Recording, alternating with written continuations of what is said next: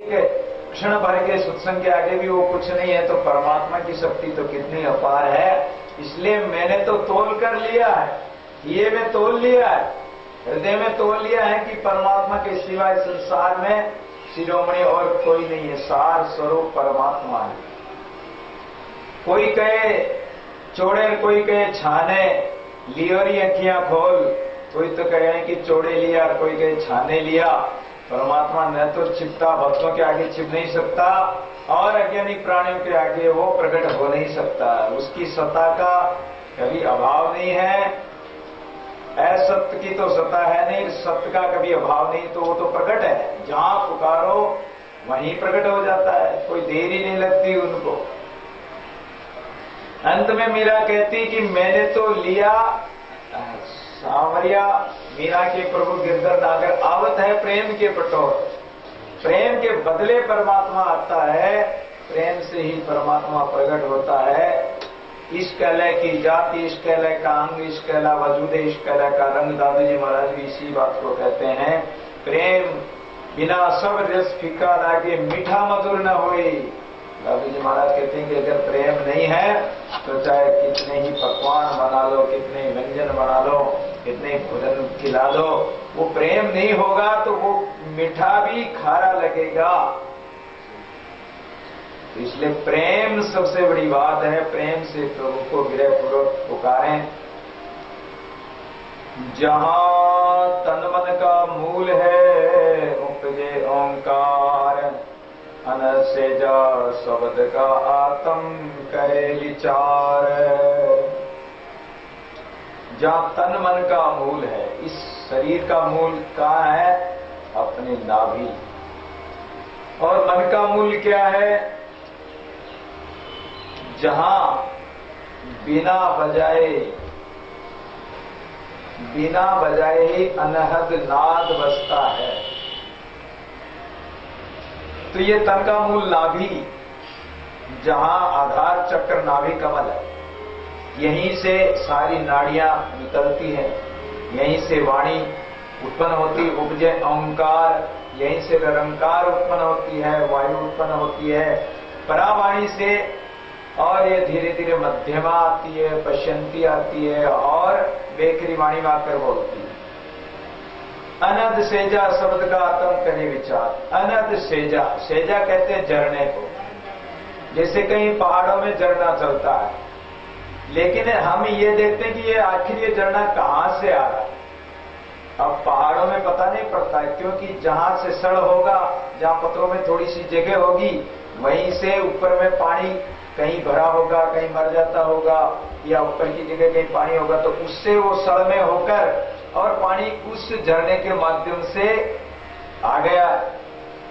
तो ये कह रहे हैं कि अनंत सेजा शब्द का, शब्द गुरु जो शब्द देते हैं, गुरु जो मंत्र देते हैं, उस मंत्र को जप करने से धीरे धीरे शब्द की शक्ति प्रकट होती है, शब्द का प्रकाश होता है, साधना गम्य है। ये केवल कहने सुनने की बात नहीं है, मैंने कह दिया आपने सुन लिया, या दूसरों ने कह दिया हमने सुन लिया।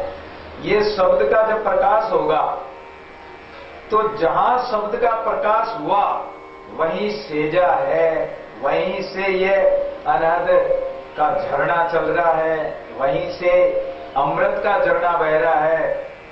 जब भी तो कहते हैं कि अमृत रूपी नाम है और सभी विष जाल, राकड़ हारा राम है दादू दूजा काल। अगर वो अमृत रूपी सेजा नहीं पाया, अनहद नाद को नहीं सुना और फिर आत्मा का विचार भी नहीं किया, तो काल खा जाएगा। इसलिए जहां से ये उत्पन्न हो रहा है ओंकार आदि शब्द, ओंकार है बोले सब गतवाएं, दादू माया विस्त्री परम तत्व यमुनाएं। ओंकार जाते उपजे, खोजो तई। आज जो शब्द जहां से उत्पन्न हो रहा है, तो अपने नाभि कमल से उत्पन्न हो रहा है, वहीं से धीरे धीरे इस श्वास को, इस पवन को, इसको और ऊपर बढ़ाओ, और बढ़ाते बढ़ाते उसके साथ श्रुति को लगा दो।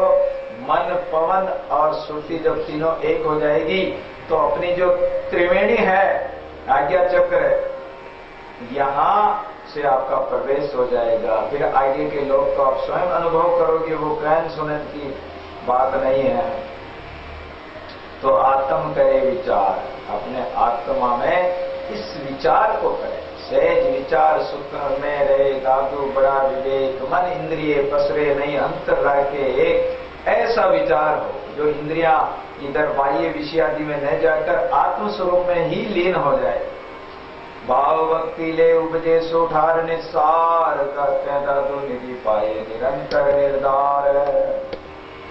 भावपूर्वक सच्चे हृदय से भक्ति करें, लेकिन भक्ति के लिए लय जरूरी है। और अगर भाव भक्ति से हम परमात्मा का नाम सुमरण करेंगे तो लय उत्पन्न हो जाएगी। लय यानी एक तार, जैसे तेल की धारा होती है, तेल को ऊपर से गिरो तो वो धारा टूटती नहीं है, एक धार ठेठ नीचे तक एक ही धार नहीं लगती है, एक तार बना रहता है। और अगर पानी को गिराओ तो टूट जाता है, टुकड़े हो जाते हैं उसके, लेकिन तेल की धार नहीं टूटती। ऐसे ही सुरती साबित रहे तिनके मोटे भार, तो मन पवन और सुरती तीनों ही लय एक लय हो जाए, एक सुर में हो जाए, एक ताल में हो जाए, सो ठार निज सार। तो जहां लय उत्पन्न हुई और जिस जगह परमात्मा विराजमान है, उस ठार उस जगह को खोज लो। निज अपनी कौन सी सार जगह? परमात्मा। पैदादो निधि पाए निरंतर निर्धार, वहीं वो परम निधि परमात्मा प्राप्त होगा। निरंतर निर्धार, निरंतर अर्थात वो सदैव प्रकाशित है।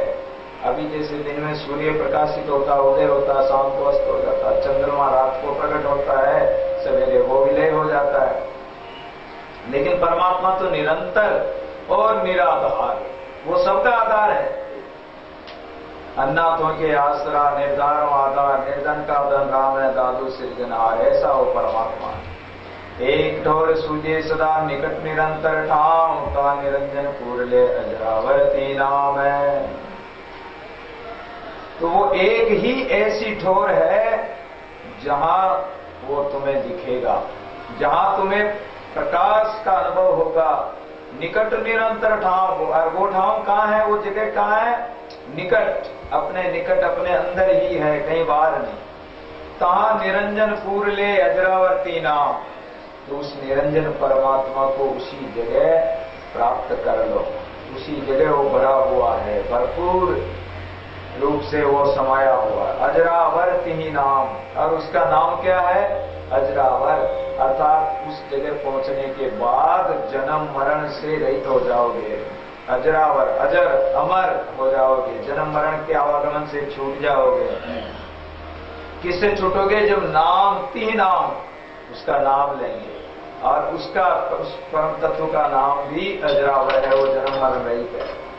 साधु जन क्रीड़ा करे सदा सुखी थी गांव, चलता दुष्ट ठोर की में बलिहारी गांव।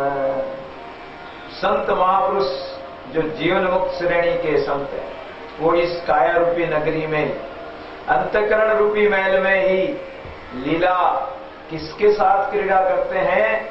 राम के साथ, परमात्मा के साथ क्रीड़ा करते हैं। कल भी कह के आए थे कि बसंत भागोत्सव, बसंत का जो फाग मनाते हैं, भागोत्सव मनाते हैं, होली खेलते हैं, तो कितना आनंद आता है। ऐसे अपने पिया परमेश्वर से ये जीव आत्मा सुंदरी अपने पिया से होली खेलती है, बसंत भागोत्सव मनाती है।